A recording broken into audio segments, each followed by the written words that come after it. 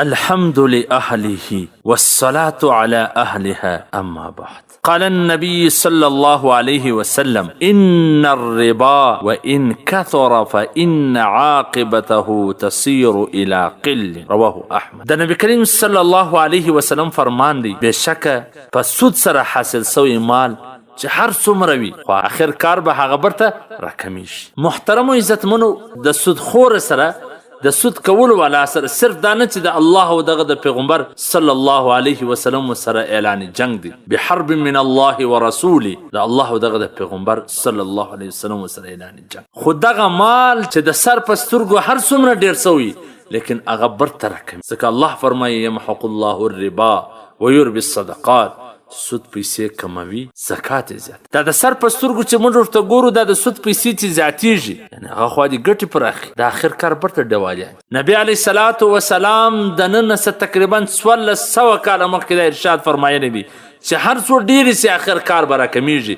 موږ ولیدل په دې معاشره کې چې په کروړو روپیې کې پیدا کې، لیکن و ډوالان یې موټرسایکل نه لري چې پر سپارس د خلکو سره په جنجالونو اخته دي، په جنګو اخته دي، و بدی د سره ولاړ دي، پیسې دغه ځله ورکې سوې خلکو ځینې.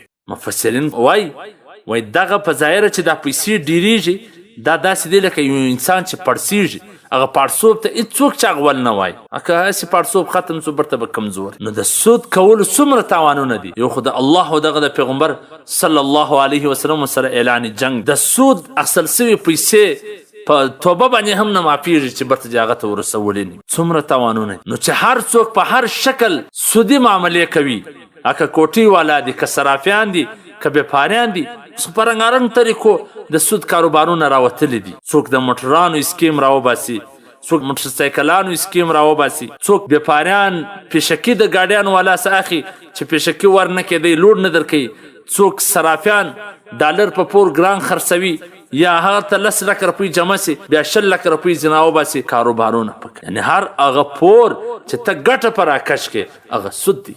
خپله وګوره چې کم څوک تا ته پور درکوي ستاسې ګټه وړي وکړي. نو دغسې پرایز بانډ، بیمه، انشورنس، لاټري، دا ټول سودي معاملې دي. البته که چیرې په یو داسې ملکونو کې چې بغیر بیمه انشورنس ته یو کار نشي کولی، بیمه او انشورنس وکړه، لیکن د هغو څه به هغه ګټه نه حاصلوي. چې څومره پیسې تا جمع کړي وي هغومره ته د هغو څه استفاده کولی سي، زیاتوب نشي کولی. دغسې په خارج ملکونو، په بار ملکونو کې چې بغیر سودي قاطع ته پیسې په بینک کې نشي ایښولی، نو هغه بینک والا چې تا ته پیسې درکوي هغه ځناواخ پر غریبانو او مسکینانو به یې تقسیموي، په خپله یې نسي خوړلی، نسي استعمالولی. تینک ټینکس دا د کافرانو یو شورایي نظام دی چې دوی مشورې سره کوي د مسلمانانو د خرابۍ او د تباهۍ دپاره. هغه ټولو پر دې باندې اتفاق کړی دی چې په مسلمانانو کې به حرامخوري زیاتوو. د حرامخوري غټ شکل د سودي معاملې دي چې هغه په دې پوه دی په سودي معامله سره د الله د دې دپاره اعلان جنگ دی.